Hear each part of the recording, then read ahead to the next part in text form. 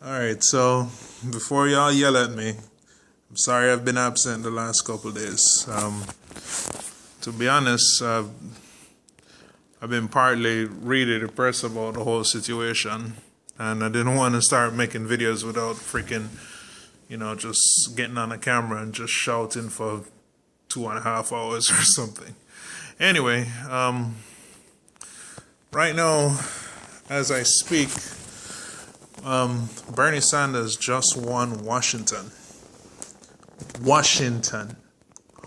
Motherfucking Washington. And he didn't just win this state. He absolutely crushed in this state. I think the last numbers I saw, he won by 72%. 72%. Washington is worth 118 delegates, 17 of which are super delegates, which have all gone to Hillary, so, fuck them. But they can switch, and there's going to be a lot of pressure put on them right now to get them to switch. Because here's the thing that a lot of people don't understand. At least 9 of those super delegates are elected officials. Yes. So you can put them in a position where if they don't change their vote, they'll be voted out.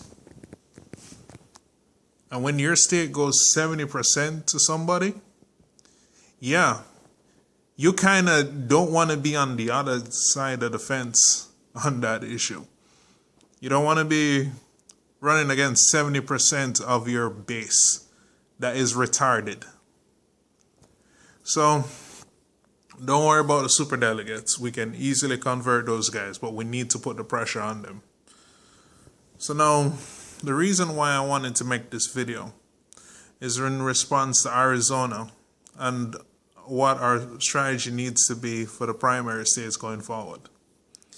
Now, it was obvious that there was a lot of fraud that happened in Arizona. We all know the stories, but if in case you're wondering, here's just a quick rundown.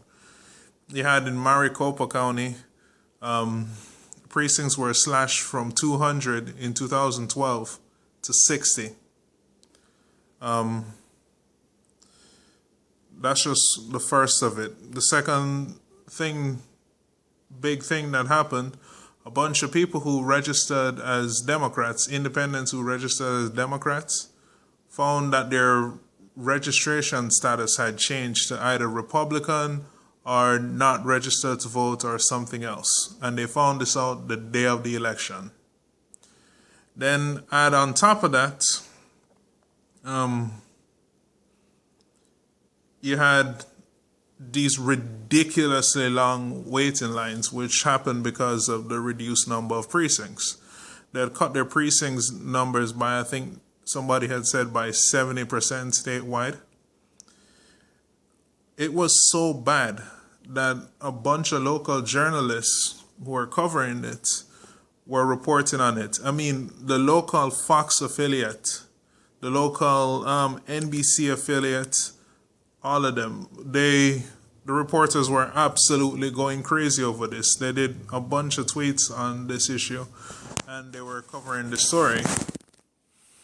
And then to make matters even worse, the voter fraud helpline and the election helpline, yeah, that was shut down due to a bomb threat. You can't fucking make this shit up. Like,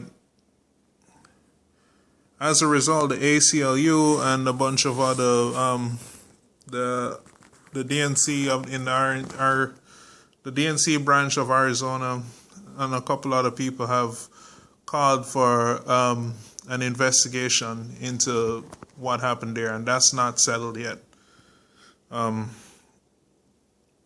People were waiting in lines for as long as 6 hours. Some were still in line 3 to 4 hours after the state was called, waiting to vote. So now, I didn't make this video to complain about Arizona, because Arizona was also a really, really good thing. And here's what I mean.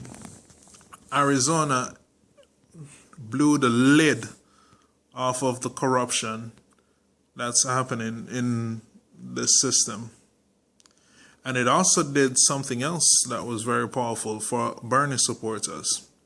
It exposed all the strategies, the entire Hillary, all of Hillary's strategies, and all the strategies that are being used by Republicans to try to steal the elections. Now, what do I mean by that? The reason why Bernie has been performing stronger in a caucus state is because you can't vote early in a caucus state. A caucus is literally about voter turnout in its purest form. You show up and you vote. In a primary state, it's not like that. Many primary states allow early voting. Now, what that means is that if you're registered to vote, there are a couple days leading up to the actual day of the primary, you can actually go and vote for your candidate before the election day. And it's usually like a week or two before the actual date, the actual primary or the actual election date. You can actually go up to the office and go vote for your candidate. Now, this is a strategy that Hillary Clinton is using. Basically, what she's doing is she's relying on early voters, and then she's relying on the voter suppression tactics and voter fraud in order to give her a win overall. Because here's the thing. Older voters and more affluent people who can get time off from work or who are retired, they are more likely, and they vote in like ridiculous percentages early. They don't wait until election day because they don't want to stand in the line, and they can afford to take the time off to go do it. That's the key. Now, the other thing about early voting is the media. The way how the media determines, reports the winner on election night is that they look on the results of the early voting, which they'll get that data first. And then the second thing they look at is the results of the entrance and exit polls. And based on that, they're able to predict and project how certain precincts will go, and then by adding all of them up, they can then make a call as to how the state will go. And this is all done before a lot of the actual votes actually take place on election day, or actually get tallied on election day. So that's why two things are key. One, you have to vote early. Two, even after the election is called, you need to stay in line and you need to vote. You cannot leave because your vote still gets counted. And it's very important because the final votes are what they use to allocate the delegates.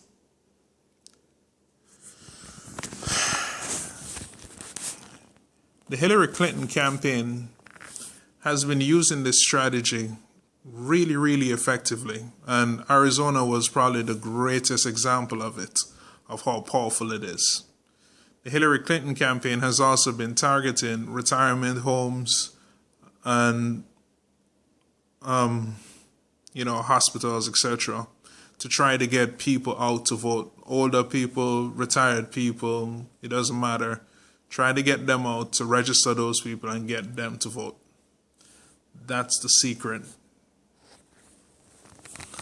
So now that I've armed you with this information, you can fight back. Understand something.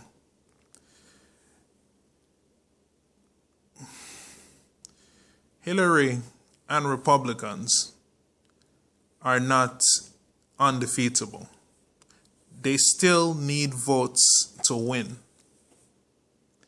The voter suppression tactics on election day also affects their supporters. But they've made the calculated decision to sacrifice their supporters on election day the assumption being that they've already won the election in the days leading up. And they know that the media, once they see 80% or these ridiculously high numbers leaning to one candidate just from early voting, they'll call the election towards that person. And then what will happen is people waiting in line will hear that, think their vote doesn't matter, and then leave. So we need to neutralize that by voting early, getting out there and flipping the script. We can do it. And now one more thing to tell you. If you live in Wisconsin, do you know that you can go vote for Bernie right now? Yeah, the primary is next week, but early voting started last Monday. We need to adapt. The wolf is nature's greatest predator, or one of nature's greatest predators. Do you understand why? It's not because the wolf is particularly an extremely ferocious animal. It's because the wolf adapts extremely well to its surroundings and to any situation. We need to be smart like wolves. And we need to adapt. All of their tactics have been laid out right there clear, right in front of us. If we can adapt to this, we can win. Feel the burn.